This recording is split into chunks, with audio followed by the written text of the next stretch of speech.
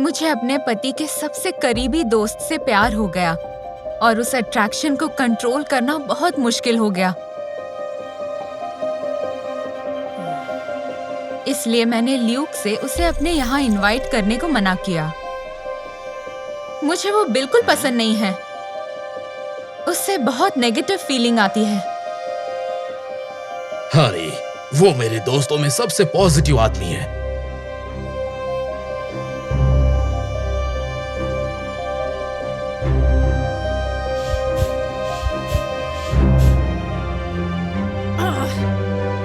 जो भी हो, बस उसे यहाँ कभी मत बुलाना।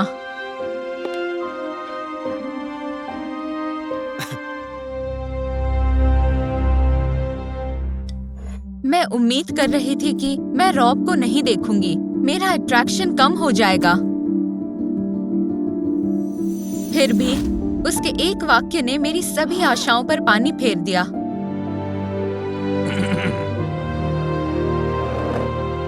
मुझे ये कॉलोनी बहुत पसंद आई कि मैंने तुम्हारी गली में एक घर खरीद लिया। अब हम पड़ोसी हैं। ये सुनते ही मैं हैरान हो गई। आखिरकार मुझे नहीं पता था कि मैं अपनी भावनाओं को और कितनी देर तक छुपा सकती हूँ।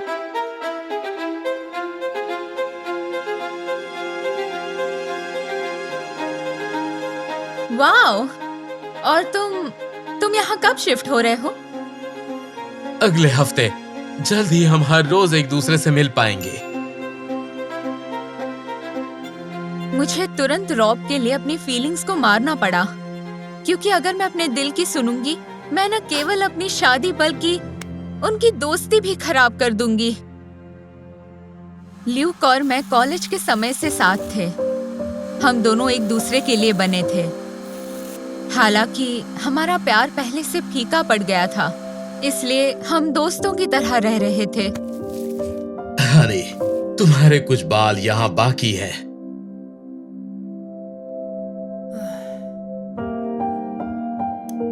फिर भी मैं हमारी शादी खत्म नहीं करना चाहती थी, भले ही मैं खुश नहीं थी।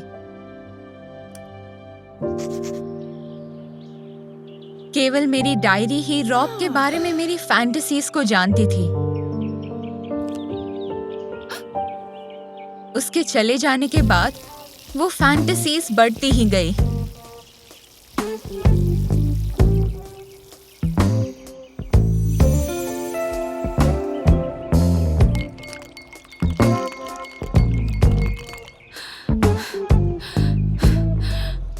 और इसी वजह से मैंने घर पर कम समय बिताने का फैसला किया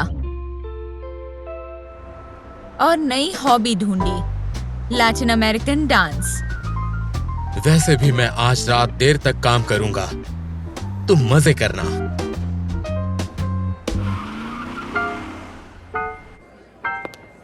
अपने क्लास में रॉब को देखकर मैं सरप्राइज हो गई।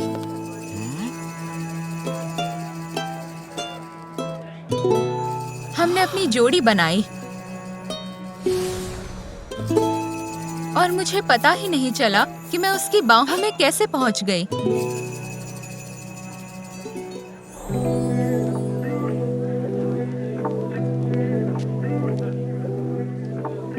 Oh my!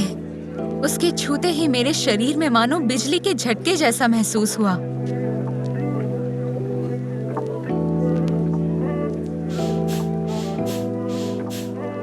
लिया, क्या तुम ठीक हो? हाँ, बस थोड़ा सा चक्कर आ गया। मुझे यहाँ से जाना चाहिए। मैं कमरे में वापस जाकर उसे प्यार से किस करना चाहती थी, फिर भी मैं ऐसा नहीं कर सकी।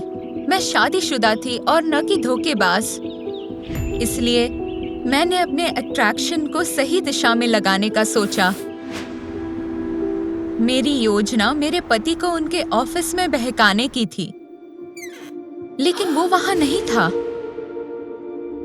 हनी, तुम कहाँ हो? मैं काम पर हूँ। मैंने तुमसे कहा था ना कि मुझे देर होगी। ये अजीब है, मैं तुम्हारे ऑफिस में हूँ और तुम यहाँ नहीं हो। ल्यूक अपनी दूसरी नौकरी के बारे में बताने लगा, जिसके बारे में मैंने पहले कभी नहीं सुना था। मुझे महसूस हुआ कि वो मुझे धोखा दे रहा है। होने दो सच, रखने दो उसे रखेल। मैंने अपने मन में ये सोच लिया कि तलाक के बाद मैं आजाद हो जाऊंगी। सोचा कि ल्यूक समझ जाएगा और रॉब मुझे आशीर्वाद देगा। मैं कितनी मूर्ख हूँ, ऐसा कभी नहीं होगा। उस हादसे के बाद मैं गहरी सोच में पड़ गई। और ये क्या, मैंने रॉब को सड़क पार करते हुए देखा ही नहीं और ठीक हमारे घर के सामने उसे टक्कर मार दी। मुझे माफ करना, क्या तुम ठीक हो? मुझे लगता है कि मेरा पैर टूट गया है। मुझे रॉब को अस्पताल ले जाना पड़ा क्योंकि उन्होंने पुलिस या एम्बुलेंस को बुलाने से मना किया। मैं नहीं चाहता कि तुम मुसीबत में पड़ो।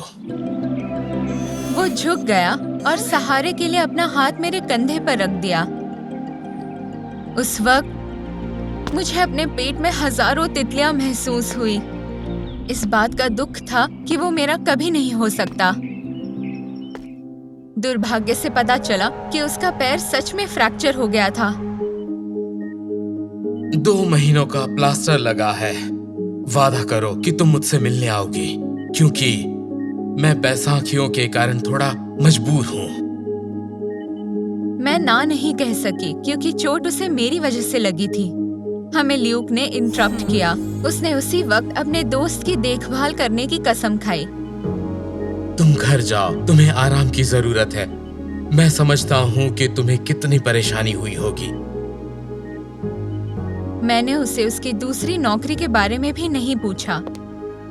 घर पर मैं अपनी भावनाओं को अपनी डायरी में लिखने के लिए तैयार थी। जब मैं ल्यूक की चीजों के बीच पेन ढूंढ रही थी तो मुझे एक पोस्ट कार्ड और साथ में एक डायमंड ब्रेसलेट मिला, जिसके लिए मैं सालों से सपना देख रही थी। आने वाले हफ्ते में हम हमारे 15 साल पूरे होने का जश्न मनाने वाले थे, इसलिए उसे दूसरी नौकरी की जरूरत थी ताकि मुझे एक कीमती गिफ्ट देकर सरप्राइज कर सके। मैंने तुरंत खुद से वादा किया कि मैं रॉब को भूल जाऊंगी और मुझे फिर से अपने पति से प्यार हो गया। अगला हफ्ता सबसे खराब था और सबसे अच्छा भी। मैं रॉब को रोज मिलती, हमने एक दूसरे को छुआ और एक साथ समय बिताया। फिर मुझे ये पता चला कि वो भी मेरी तरफ अट्रैक्टेड था। अगर मुझे पहले ही पता होता कि तुम्हें छूने के लिए पांव तुड़वाने पड़ेंगे तो मैं ये पहले ही कर लेता।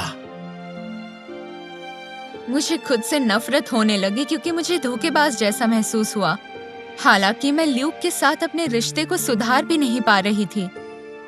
हर दिन अपने काम के बाद वो देर तक कहीं और रुकता था और वो मेरे सोने के बाद आता। आखिरकार मैंने रॉब के लंच के लिए काम से कुछ समय की छुट्टी ले ली। तभी मैंने अपने घर के पास कुछ अजनबियों को देखा। हाय, यहाँ क्या हो रहा है? हम यहाँ पर घर देखने आए हैं। हमें ये घर खरीदना है। मालिक का इंतजार कर रहे हैं ताकि वो हमें अंदर से दिखा सके। मैं तुरंत ही लोगों को वहाँ से जाने को बोली। ल्यूक, इस सब का क्या मतलब है? मैं जानना चाहता हूँ कि इसके लिए कितना ऑफर करेंगे और ये हमारे सुखी जीवन के लिए ठीक है। अलग अलग। अलग अलग? तुम किस बारे में बात कर रहे हो? लिया, मुझे तुम्हारी डायरी और रॉब के बारे में पता चला, लेकिन मुझे कोई दिक्कत नहीं है। सच में कोई दिक्कत नहीं है। और सच कहूँ तो मैं भी कुछ समय से हमारी शादी से खुश नहीं हूँ। ल्यूक ने कहा कि वो अकेले रहना चाहता है, जैसे पहाड़ों में कहीं दूर इस मॉडर्न दुनिया से। हर दिन काम के बाद मैं ध्यान करता हूँ और मुझे इससे खुशी मिलती है। तो मैंने पहले ही हिमालय के लिए टिकट खरीद ली है। मैं मोनेस्ट्री में जा रहा हूँ। जैसे कि पता चला, ल्यूक ने हम सभी के लिए एक मौका देखा। जैसे ही उसकी नजर मेरी डायरी पर पड़ी, मुझे पता है रॉब तुम्हें सालों से पसंद करता है। कहीं तुमने ही तो उसे मेरे कार के सामने आने को नहीं कहा ना? मैंने जो कुछ भी किया तुम दोनों को एक करने के लिए किया। साथ ही मैंने उसे अपने घर के पास घर खरीदने का आइडिया भी दिया।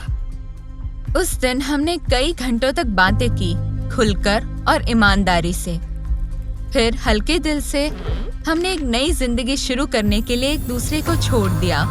Happy anniversary. इन 15 लाजवाब सालों के लिए शुक्रिया। Good bye.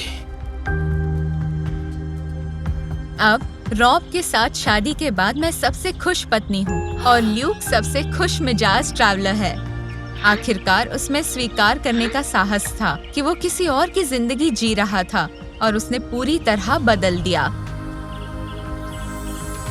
याद रखें, आप जैसा जीवन चाहते हैं उसे बनाने में कभी देर नहीं होती।